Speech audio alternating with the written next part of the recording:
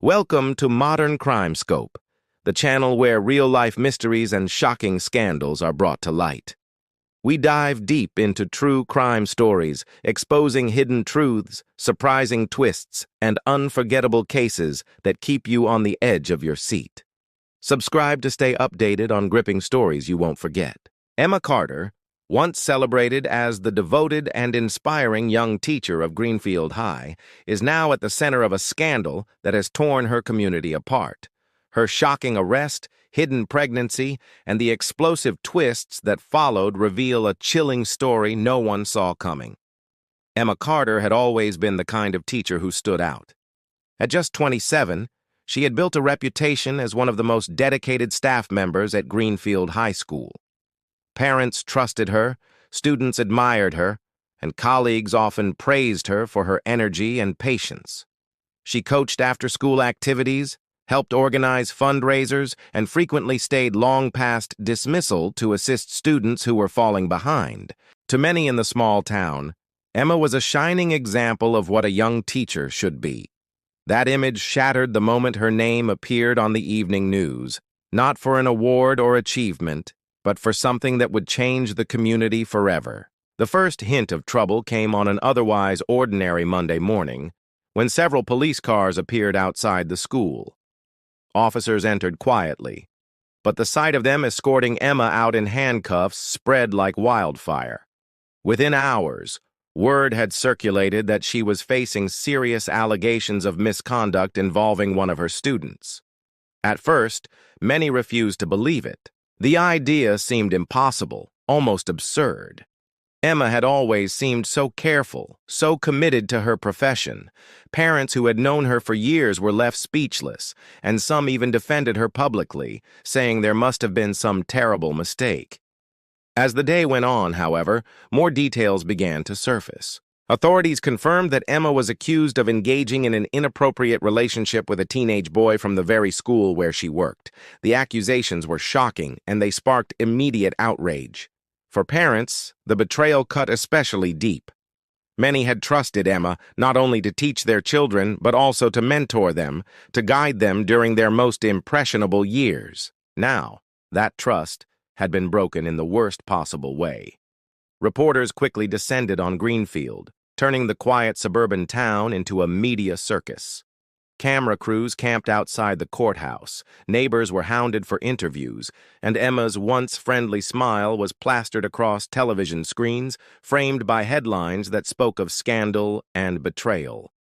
Within days, social media lit up with angry comments, theories, and relentless debates about whether Emma was guilty or the victim of false accusations. Her name became a lightning rod for controversy, drawing attention far beyond the borders of the town.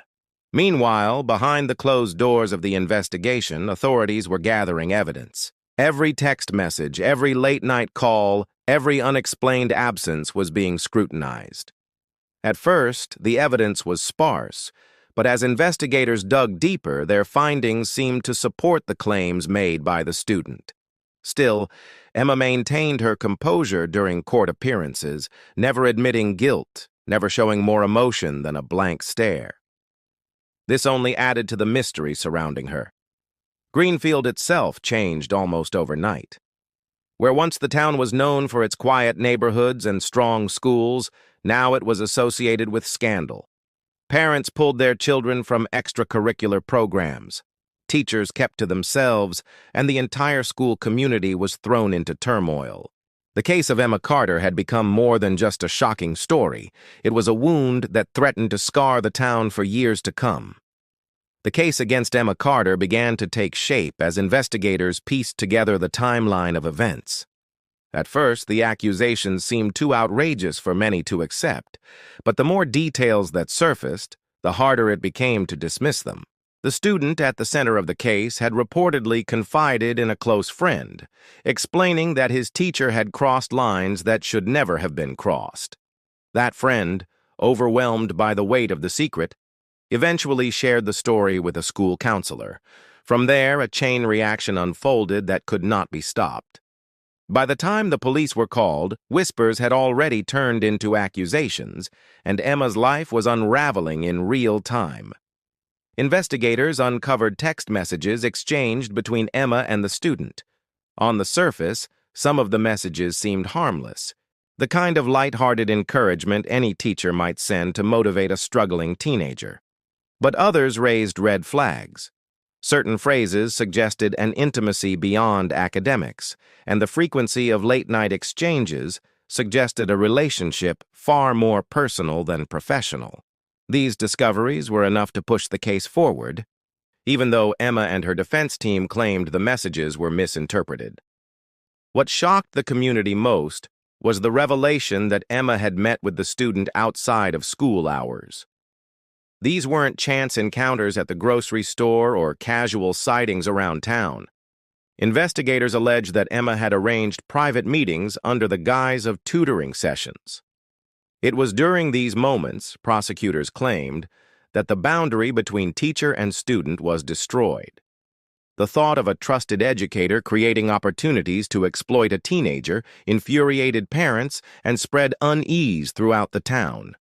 Teachers began to feel the sting of suspicion as well, suddenly watched more closely by parents fearful of further betrayal. As if the allegations themselves were not enough, a new element emerged that shocked everyone even further. During one of her first court appearances, Emma's lawyer revealed that she was pregnant. The announcement cast the case in an entirely different light. The timing raised questions that could not easily be ignored. Was the unborn child linked to the student? Or was there another explanation? Emma's family quickly stated that her long-term boyfriend was the father, insisting the pregnancy had nothing to do with the accusations. Yet the public was unconvinced. The overlap between the timeline of her alleged relationship with the student and the pregnancy fueled endless speculation. The prosecution remained tight-lipped, refusing to confirm or deny the identity of the father. But the very suggestion that the pregnancy could be tied to the case kept the media frenzy alive. Every headline grew more sensational, every rumor more explosive. The story was no longer confined to Greenfield. It was spreading nationwide, drawing attention from networks hungry for scandal. Emma went from being a small-town teacher to a household name associated with betrayal and controversy. The community that once stood proudly behind its schools was now divided. Some argued Emma was being unfairly targeted by sensationalist reporting, while others believed the pregnancy proved her guilt beyond question. Regardless of which side people took, one truth was undeniable. The case was spiraling into something far bigger than anyone could have imagined, and the answers everyone craved were still just out of reach. The revelation of Emma Carter's pregnancy became the centerpiece of the unfolding scandal. What had started as a case of inappropriate conduct between teacher and student now carried an additional layer of suspicion and mystery that the town of Greenfield could not ignore. Courtrooms filled with reporters eager to catch the smallest detail, while neighbors who once waved at Emma on the street now avoided eye contact, as if even acknowledging her presence might implicate them in the shame that surrounded her. The pregnancy raised the most pressing question of all: who was the father of the unborn child? Emma's family and her long-term boyfriend were quick to defend her, publicly insisting that the baby was his. They presented their relationship as stable, though strained by the ongoing trial. To them, the narrative that Emma could be carrying the child of a student was not only impossible but also cruelly fabricated by those who wanted to sensationalize her downfall. Still, many people remained unconvinced. The timing of the pregnancy lined up uncomfortably close with the timeline investigators were presenting in court. That overlap became fuel for speculation, spreading across social media where strangers dissected her private life with ruthless scrutiny. Inside the courtroom, prosecutors allowed the public's curiosity to grow unchecked. They made no direct claims about the child's paternity, but they refused to rule out the possibility that it was tied to the victim. That careful silence was more damaging than any outright statement, because it left room for the community's darkest assumptions to flourish.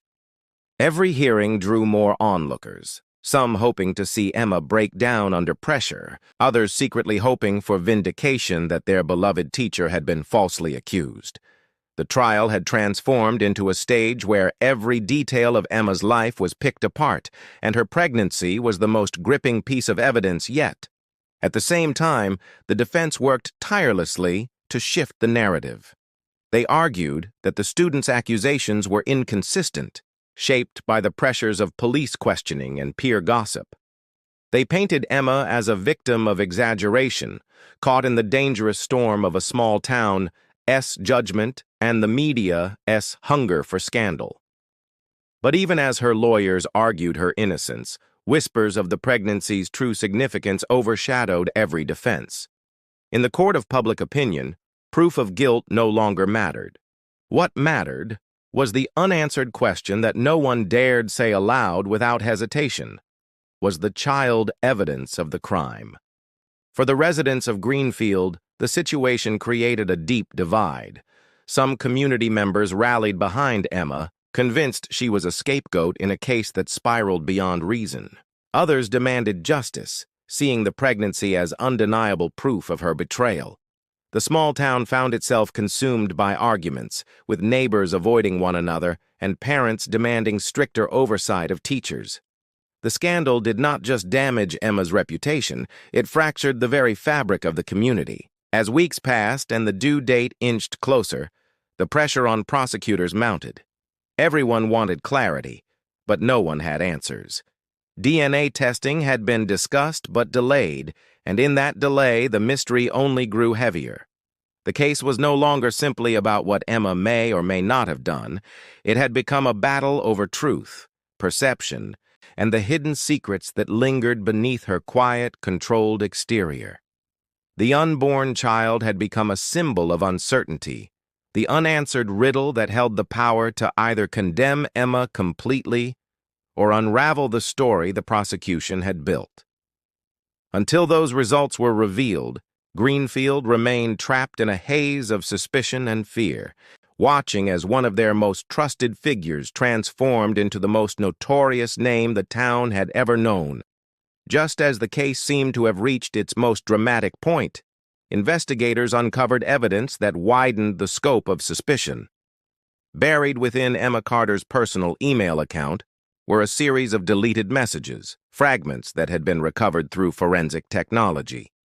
At first glance, the emails seemed like ordinary exchanges, but as detectives pieced them together, a troubling pattern emerged. The content hinted at secret meetings, carefully chosen words, and vague promises of loyalty and discretion. The recipient was not the student already named in the case, but another young person connected to the school. The discovery raised chilling questions about whether the initial allegations were only part of a much larger story. The prosecution quickly seized on this new evidence, presenting it as proof that Emma's conduct had been ongoing, possibly involving multiple students. Even though the emails did not contain explicit admissions of wrongdoing, the tone was intimate, the kind that would be difficult to explain away as innocent communication. Phrases about keeping secrets, about trusting her completely, suggested a relationship far outside the professional boundaries of a teacher and student. Parents who had already been furious now felt a deeper sense of betrayal. If one accusation had shaken their faith in the school system, the possibility of more victims sent waves of panic through the entire community. Emma's defense team argued that the emails were being taken out of context. They insisted that Emma often communicated with students who sought her guidance and that her encouraging tone was being misinterpreted. They claimed the prosecution was desperate to paint her as a predator in order to strengthen their case, regardless of whether the evidence truly supported that conclusion. But the explanation did little to quiet the uproar. To the public, the emails looked like confirmation that Emma had been hiding far more than anyone suspected. Reporters amplified the discovery, turning it into headlines that stretched far beyond Greenfield. National outlets portrayed Emma as the symbol of a teacher who lived a double life, outwardly polished but privately reckless. Every detail of her past was suddenly up for scrutiny: her late nights at the school, her habit of taking on extra responsibilities, her tendency to get close to students who struggled. Things that once seemed admirable were now reinterpreted through a darker lens. Inside the courtroom, the prosecution used the emails to build momentum. They argued that Emma's behavior was not a single mistake, but part of a disturbing pattern. Each hearing grew more tense as new fragments were revealed, and though no additional students came forward to make official allegations, the possibility that others were involved lingered in every mind. The scandal had transformed from a shocking case into a nightmare without clear boundaries. Emma's silence throughout these revelations only deepened the unease. She showed no visible reaction when the emails were displayed, no denial, no outrage, only a detached calm that unsettled many observers. To some, her composure looked like guilt. To others, it was the face of someone being buried by a system determined to see her fall. What had begun as a single accusation now felt like an unstoppable avalanche, and each new discovery only pulled her further into the shadows of suspicion. When the trial entered its final stage, the tension inside the courtroom was almost unbearable. The pregnancy that had dominated speculation for months was finally addressed through DNA testing. Everyone expected the results to confirm or deny the most disturbing theory, that the child belonged to the teenage student at the center of the case. When the findings were revealed, they stunned the entire room. The unborn child's father was not the student. Instead, the DNA matched an adult colleague, a fellow teacher who had worked alongside Emma for years. The revelation shifted the case in an unexpected direction, creating both relief and outrage. Relief came from those who had feared the worst, but outrage followed quickly as the truth exposed yet another betrayal. Emma had been carrying on a secret relationship with a co-worker, hidden from her family, her boyfriend, and the school itself. The discovery complicated the entire trial. On one hand, the student's allegation still stood, backed by messages and testimony that could not easily be dismissed. On the other, the pregnancy no longer served as direct evidence of that relationship, weakening the prosecution's most powerful insinuation. Emma's defense team tried to use this shift to their advantage, arguing that the most sensational claims had collapsed under the weight of science. They insisted that the case had been built on exaggerations and assumptions, designed to turn suspicion into scandal. But prosecutors countered with determination, reminding the court that the DNA results did not erase the troubling pattern of behavior, the late-night meetings, or the secretive communication that had sparked the investigation in the first place. The colleague who was revealed as the father became part of the scandal, though not a criminal defendant. His involvement violated school policies, damaged his career, and tarnished his reputation, but his name never appeared in the criminal charges. Instead, the spotlight remained firmly on Emma, whose actions now appeared even more reckless and manipulative. To many, the affair with her co-worker was proof that she lived a double life, carefully concealing secrets while presenting herself as a dedicated professional. The fact that she had hidden this relationship while under investigation only deepened suspicions about what else she might be capable of concealing. For Greenfield, the DNA results were not the closure people had hoped for. Instead of providing clear answers, they added another twist to a case that already felt too tangled to understand. The town, once proud of its schools, was left questioning the integrity of those who taught their children. Parents demanded new safeguards, teachers withdrew from forming close bonds with students, and the entire school district reeled from the damage to its reputation. Emma herself became a symbol of mistrust, her name spoken in whispers even among those who had never met her. When the verdict finally came, Emma was convicted on charges tied to her inappropriate conduct with the student, though the pregnancy no longer played a direct role in the prosecution's case. She was sentenced to serve time, but the punishment did not erase the fractures she had left behind. To some, she was a criminal who betrayed the deepest trust of her community. To others, she was a troubled woman consumed by secrets she could no longer control. Either way, Greenfield would never forget her. The scandal had left scars too deep to heal, a reminder that even the most admired figures could be hiding lives that no one ever truly saw until it was far too late.